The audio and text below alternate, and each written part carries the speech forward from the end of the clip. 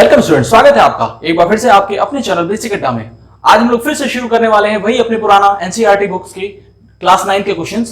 तो चलिए हम लोग इस एक्सरसाइज को शुरू करते हैं। आज जो हम एक्सरसाइज करने वाले हैं एक्सरसाइज 1.5। ओके, तो एक्सरसाइज 1.5 को आज हम कंप्लीट करेंगे बिना किसी रुकावट के। ओके, चलिए शुरू करते हैं। आइए जल्दी से पहला क्वेश्चन देखते हैं। पहला क्वेश्चन क्या कह रहा है? पहला क्वेश्चन पूछ रहा है कि कौन सा इनमें से रैशनल है और इरेशनल। तो इसका पहला पार्ट जो है वो है 2 माइनस रूट 5। अब 2 माइनस रूट 5 एक रैशनल नंबर है या इरेशनल नंबर है? बिल्कुल सही, ये एक इरेशनल नंबर है। ये एक इरेशनल नंबर है। ओके, जो अगला पार्ट आता है वो क्या है? 3 plus root 23 and bracket minus root 23। Okay, ये कौन सा नंबर है? ये एक रैशनल है या इरेशनल? तो आइए बताते हैं। ये एक रैशनल नंबर है। व्हाई? बिकॉज ऑफ जब आप इसको ब्रैकेट के बाहर क्वेश्चन सॉल्व करेंगे minus root 23 then plus minus always minus, then answer is 3। 3 is a rational number. Okay, now अब आपने पहला क्वेश्चन पढ़ा, ये फर्स्ट पार्ट है और ये सेकंड पार्ट। सेकंड पार्ट में एक रैशनल नंबर है। अब हम थर्ड पार्ट करते हैं। 2 plus root 7 2 root 7 upon 7 root 7। अब इस पार्ट में हमको ये बताना है ये एक रैशनल है या इरेशनल नंबर। तो अब हम इसकी बात करें तो क्या है ये? अगर हम 2 अपॉन रूट 7 और 7 रूट 7 को में से रूट 7 अगर कट कर दे तो जो आंसर बचता है वो 2 अपॉन 7। तो 2 upon 7 is also a rational number. Good, तो ये भी एक क्या है? रैशनल नंबर है।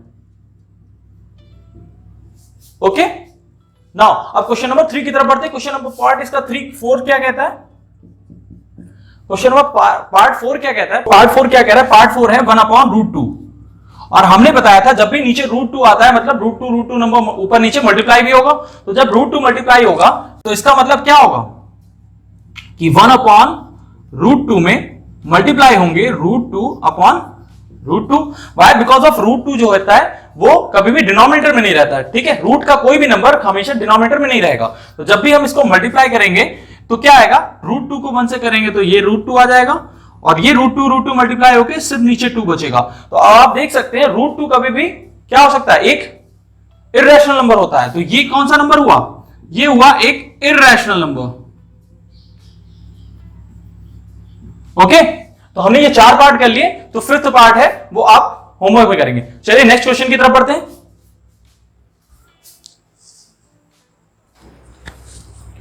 यस, क्वेश्चन नंबर 2 में पढ़ते हैं। क्वेश्चन नंबर 2 क्या कह रहा है? सिंप्लीफाई करना है। सिंप्लीफाई कैसे करते हैं? सिंपल सी चीज है कि हमको इन नंबर्स को आपस में मल्टीप्लाई करना होगा। तो मल्टीप्लाई करने का रूल हमने पढ़ा था कि हम अगर इसको डिस्ट्रीब्यूट करते हैं फर्स्ट नंबर को पहले 2 नंबरों से, फिर सेकंड नंबर को इन 2 नंबरों से, तो मल्टीप्लाई करते हैं तो फर्स्ट 3 को पहले मल्टीप्लाई करेंगे 2 से, देन 3 को मल्टीप्लाई करेंगे रूट 2 से। तो 3 को अगर 2 से मल्टीप्लाई करेंगे 3 2 6 और 3 को प्लस 2 से मल्टीप्लाई रूट 2 से मल्टीप्लाई करेंगे plus 3 root 2। Okay, now root 3 को 2 से करेंगे तो कितना आएगा?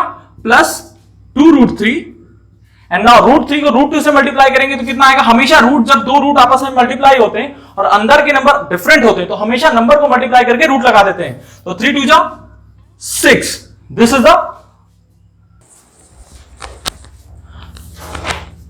अब आते हैं पार्ट नंबर 2 पे। पार्ट नंबर 2 क्या कहता है? पार्ट नंबर 2 कह रहा है कि अब इन दोनों का हमको सिंप्लीफाई करना। अब इन दोनों का सिंप्लीफिकेशन का मतलब आप यहां पे देख पा रहे हैं कि दोनों ही नंबर्स सेम है ना?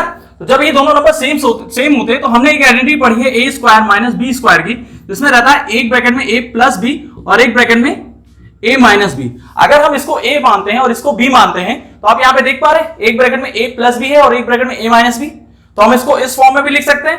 तो हमने a किसको माना हुआ है? 3 को, तो 3 का स्क्वायर माइनस रूट 3 का स्क्वायर, क्योंकि b को हमने रूट 3 माना है। ठीक है, तो 3 का स्क्वायर माइनस रूट 3 का स्क्वायर, तो 3 का स्क्वायर कितना होता है? 9 और रूट 3 का स्क्वायर होता है 3। तो this is answer is 9 minus 3 यानी 6। ओके, ये सिंप्लीफाई हो चुका है। ओके, नाउ अब क्वेश्चन नंबर इसके थर्ड पार्ट की तरफ आइए, इसका थर्ड पार्ट देखते हैं। थर्ड पार्ट क्या कहता है? थर्ड पार्ट का क्वेश्चन है रूट 5 प्लस रूट 2 का होल स्क्वायर। ओके, नाउ अब होल स्क्वायर का फॉर्मूला हमें पता है कि a प्लस बी का होल स्क्वायर का फॉर्मूला क्या होता है, a प्लस बी के होल स्क्वायर का फॉर्मूला सबसे पहले यहां पे यूज होगा। वो a प्लस बी का होल स्क्वायर जो आइडेंटिटी होती है वो क्या होती है, a square plus b square plus 2ab। अब इसको कहीं कहीं पे a स्क्वायर प्लस 2ab और प्लस बी स्क्वायर भी लिखते हैं, तो इन दोनों में कोई भी डिफरेंस नहीं है, आप दोनों ही सेम है। ठीक है, तो हम इस फॉर्मूले को भी सेम फॉर्म में यूज करेंगे। तो √5 प्लस √2 का होल स्क्वायर अगर करेंगे तो सबसे पहले a का स्क्वायर यानी कि √5 का स्क्वायर, तो √5 का स्क्वायर प्लस b का स्क्वायर यानी √2 का square and plus 2 into √5 into √2। Okay, now solve करेंगे। √5 का स्क्वायर यानी कि सबसे पहले स्क्वायर से रूट कट हो जाएगा तो आंसर आएगा 5 प्लस 2 प्लस 2 इंटू √5 इंटू √2 यानी कि हमने बताया था अभी कि रूट के अंदर अगर दोनों नंबर डिफरेंट है तो बस दोनों नंबर को मल्टीप्लाई करके रूट के अंदर लिख सकते हैं। 2 5 10, तो इसका जो आंसर आएगा वो आएगा 5 plus 2 7 plus 2 √10। Okay, this is the answer. Okay, बहुत अच्छा समझ में आया होगा। नाउ अब इसका नेक्स्ट थर्ड पार्ट करते हैं, इसका फोर्थ पार्ट। जैसे कि हमने थर्ड पार्ट इसका कंप्लीट कर लिया है, अब इसका हम फोर्थ पार्ट करते हैं। तो फोर्थ पार्ट में क्या कह रहा है, सेम क्वेश्चन है, बस यहां पे स्क्वायर ना होकर के इसी पार्ट में एक जो ब्रैकेट आया है वो √5 माइनस √2 का आया है। ओके, अब इस पार्ट को सॉल्व करने के लिए क्या करते हैं हम, इस पार्ट को सॉल्व करने के लिए अभी हमने एक पार्ट बताया था, एक आइडेंटिटी बताई थी। वो क्या बताया था कि a square minus b square जो होता है उसकी आइडेंटिटी होती है एक ब्रैकेट में a प्लस बी एंड एक ब्रैकेट में a minus b. Okay, now इस बोथ आइडेंटिटी के साथ हम यहां देख सकते हैं a प्लस बी और a माइनस बी ब्रैकेट में है, यानी a क्या हुआ √5, तो √5 का स्क्वायर और b क्या हुआ √2, तो √2 का स्क्वायर। ओके, बस इस आइडेंटिटी का यूज करते हुए हमने इसको इस फॉर्म में लिख लिया है। अब इस फॉर्म को यूज करते हुए हम √5 का स्क्वायर करेंगे 5 एंड √2 का स्क्वायर करेंगे 2, तो आंसर आ जाएगा 3। This is the answer. Okay, now अब क्वेश्चन नंबर 3 की तरफ बढ़ते हैं। क्वेश्चन नंबर 3 क्या कहता है, अब आते हैं क्वेश्चन नंबर 4 पे। क्वेश्चन नंबर 4 क्या कह रहा है, क्वेश्चन नंबर 4 कह रहा है कि आपको रिप्रेजेंट करना है √9.3 को नंबर लाइन पे। ओके, √9.3 को नंबर लाइन पे शो करना है। ओके, तो कैसे करेंगे, सबसे पहले एक नंबर लाइन हम ड्रॉ करते हैं सीधी, ठीक है, जो 0 से शुरू होती है ना, ये रहा 1। ठीक है, तो बट हम इस नंबर लाइन पे शो करने के लिए हम इस पार्ट को यूज नहीं करेंगे, 0 और 1 वाले पार्ट। हम सबसे पहले क्या करेंगे, एक 9.3 सेंटीमीटर की जो लाइन है वो 0 से स्टार्ट करके हम खींचेंगे। ठीक है, तो 0 से स्टार्ट करके हम 9.3 का लाइन यहां मान लीजिए खींचते हैं, तो 0 से 9.3 की जो लाइन होगी वो लगभग कहां पे आएगी, लेट अज्यूम कि यहां पे 9.3। ओके, ये पूरी जो लेंथ है यहां से यहां तक ये है 9.3 सेंटीमीटर। ओके, नाउ अब इसमें जो अगला स्टेप है वो क्या करेंगे, अगला स्टेप करेंगे यहां से 1 सेंटीमीटर और एक्स्ट्रा लाइन यहां पर खींच देंगे। ठीक है, तो 1 सेंटीमीटर की लाइन अगर हमने और खींच दी तो ये हो गया 10.3, है ना, ये कितना हो गया 10.3। अब इस 10.3 को हम क्या कर देंगे, हाफ मतलब समझते हैं ना, इसको 2 से डिवाइड करेंगे, तो इसका हाफ जो आएगा वो आएगा 5.15, जो कि यहां कहीं बीच में होगा 5.15 सेंटीमीटर। ओके, जब 5.15 सेंटीमीटर होगा तो इसको हम क्या कह देंगे, O is a radius, O is a centre of the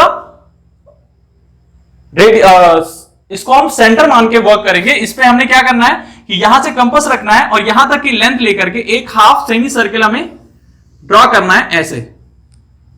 okay, जब हम यहां 10.3 तक मिलाएंगे, बिकॉज ऑफ ये बिल्कुल हाफ है तो यहां पे बिल्कुल एग्जैक्ट 10.3 पे ही आएगा, और इधर O से तो हमने स्टार्ट किया ही था, तो 0 से स्टार्ट करने के बाद हमने 10.3 तक हेमिस्फीयर खींच दिया।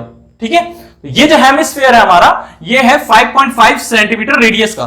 ठीक है, अब हम क्या करेंगे, ये जो 9.3 पॉइंट था इस पॉइंट से एक परपेंडिकुलर खींच देंगे इस हेमिस्फीयर की तरफ। ओके, परपेंडिकुलर का मतलब समझते हैं, बिल्कुल 90 डिग्री एंगल, आपको बिल्कुल सीधी लाइन आपको यहां तक बनानी है, और ये लाइन जहां भी कट कर रही है, इसको हमने अगर A नाम दिया हुआ है तो इसको B नाम दे देते हैं, तो ये जहां भी ये लाइन कट करेगी इस हेमिस्फीयर पे, तो ये जो पार्ट होगा ये 9.3 यानी कि √9.3 होगा। ओके, और ये जो पॉइंट हमारा क्या था 9.3 की लेंथ होगी AB की, तो AB इज अ √9.3। तो हमने शो कर दिया AB को कहां पे, लाइन पे, कौन से पॉइंट पे 9.3 पे। ओके, तो ये क्वेश्चन कंप्लीट हो गया। अब आते हैं क्वेश्चन नंबर 5 की तरफ। क्वेश्चन नंबर 5 क्या कह रहा है? क्वेश्चन नंबर 5 में आपको कंप्लीट करना है, सिंप्लीफाई करना है आपको नंबर्स को। तो क्वेश्चन नंबर 5 की तरफ पढ़ते हैं। क्वेश्चन नंबर 5, अब क्वेश्चन नंबर 5 के फर्स्ट वाले पार्ट देखते हैं। फर्स्ट पार्ट क्या कह रहा है? 1/√7 क्या ये एक इरेशनल नंबर है या नहीं है, इसको सिंप्लीफाई करके हमको दिखाना है। तो बिल्कुल हम इसको चेक करते हैं। 1/√7 को कैसे चेक करेंगे? 1/√7 को अगर हमने बताया था कभी भी डिनोमिनेटर में रूट नंबर नहीं रहते, तो रूट नंबर्स अगर हटाने हैं तो हमें क्या करना होगा? √7 यानी सेम रूट को हमें ऊपर नीचे दोनों ही मल्टीप्लाई करने होंगे।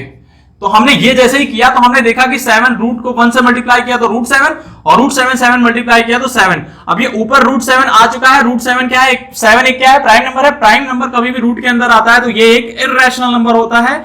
ये हम सबको पता होना चाहिए। ये मैंने आपको पहले वीडियो में बताया, अगर नहीं देखा है तो पहले जल्दी से जाके उस वीडियो को जरूर देखें। अब क्वेश्चन नंबर 2 क्या कहता है? क्वेश्चन नंबर 2 कहता है 1/√7 माइनस √2। अगर इस पार्ट को अगर हम सॉल्व करें तो सेम चीज हमें यही करना होगा जो हमने यहां पे किया। यहां पे क्या किया हमने? अगर नीचे रूट है तो हमने सेम पार्ट को ऊपर भी मल्टीप्लाई किया और नीचे भी मल्टीप्लाई किया। तो यहां करते हैं हम, तो क्या होगा? 1/√7 माइनस √2 है अगर, तो इस पार्ट में हमें क्या करना होता है कि इसके अपोजिट साइन वाले नंबर से इसके, यानी ये पूरा एक नंबर है, इसके अपोजिट साइन, यानी कि ये माइनस है तो ऊपर प्लस होना चाहिए, तो अपोजिट साइन हुआ प्लस, तो √7 प्लस √2 से हमको ऊपर नीचे दोनों ही मल्टीप्लाई करना होगा। ये हमेशा याद रखिए, कभी भी डिनोमिनेटर में रूट पार्ट नहीं हो सकता, तो इसको अलग करने के लिए, इसको हटाने के लिए हमें ये करना होगा कि इसके अपोजिट साइन से ऊपर नीचे दोनों मल्टीप्लाई करते हैं। अपोजिट साइन से ऊपर नीचे मल्टीप्लाई करते हैं, ये याद रखिएगा। अपोजिट साइन ये तब नहीं होता जब सिंगल नंबर हो, ये डबल नंबर में ऐसा होता है, ठीक है। तो जब भी माइनस का हो तो प्लस से मल्टीप्लाई करेंगे और प्लस हो तो यहाँ पे माइनस से मल्टीप्लाई करेंगे। तो इसको हम करते हैं। तो जो हमने इसको किया तो हमने देखा कि √7 प्लस √2 तो 1 से मल्टीप्लाई होकर एज इट इज आएगा। अब नीचे वाले पार्ट में देखिए कि ये दोनों नंबर में ये दोनों पार्ट सेम है, ओके। तो ये a हो गया और अगर ये भी हो गया तो एक ब्रैकेट में a माइनस बी, एक ब्रैकेट में a प्लस बी। तो फॉर्मूला हमने बताया था क्या होता है? a square minus b square, यानी √7 का स्क्वायर माइनस √2 का स्क्वायर, ओके। तो अगर हम इसका पार्ट सॉल्व करने की कोशिश करें तो √7 प्लस √2 तो ऊपर आएगा एज इट इज, और नीचे क्या आएगा? √7 का स्क्वायर 7 माइनस 2। तो the answer is √7 plus √2 upon 5। This is the answer, और this is also a irrational number, okay. Now अब थर्ड पार्ट की तरफ बढ़ते हैं। थर्ड पार्ट क्या कह रहा है? थर्ड पार्ट भी सेम है, सेम पार्ट आपको क्लियर करना है। वो कह रहा है 1/√5 माइनस 1/√2 प्लस, सॉरी, ओके। तो इस पार्ट में हमें क्या करना होगा? सेम पार्ट जो हमने अभी यहां नीचे किया वही चीज हमें ऊपर करनी होगी। क्या? क्योंकि यहां पे प्लस का साइन है तो हमें क्या करना होगा? 1/√5 प्लस √2 के अंदर मल्टीप्लाई करना होगा किसको? √5 माइनस √2 को ऊपर नीचे दोनों जगह, ओके। ये जैसे ही हमने मल्टीप्लाई करेंगे तो हमें जो आंसर मिलेगा वो क्या मिलेगा? जैसा कि हमने अभी नीचे बताया था कि ऊपर वाला नंबर मल्टीप्लाई हो गया तो एज इट इज लिखा जाएगा, और नीचे वाला नंबर के क्या हो जाएगा? एक ब्रैकेट में a प्लस बी है और एक ब्रैकेट में a माइनस बी है। तो फॉर्मूला क्या हो गया? a square minus b square. तो √5 का स्क्वायर एंड माइनस √2 का स्क्वायर, ओके। जब इस पार्ट को हम कर लेते हैं तो हमें पता है √5 माइनस √2 तो एज इट इज ही लिखा जाएगा, और नीचे जो आएगा वो √5 का स्क्वायर 5 एंड √2 का स्क्वायर 2। तो the answer is √5 minus √2 upon 3। तो ये भी एक इर्रेशनल नंबर है। तो ये आपने 3 पार्ट कंप्लीट कर लिए। अब इसका चौथा पार्ट आप लोग होमवर्क में करेंगे और यहीं पे ये एक्सरसाइज खत्म होती है। चलिए हम नेक्स्ट एक्सरसाइज की तरफ बढ़ेंगे अगले वीडियो में, ओके। तब तक इस चैनल को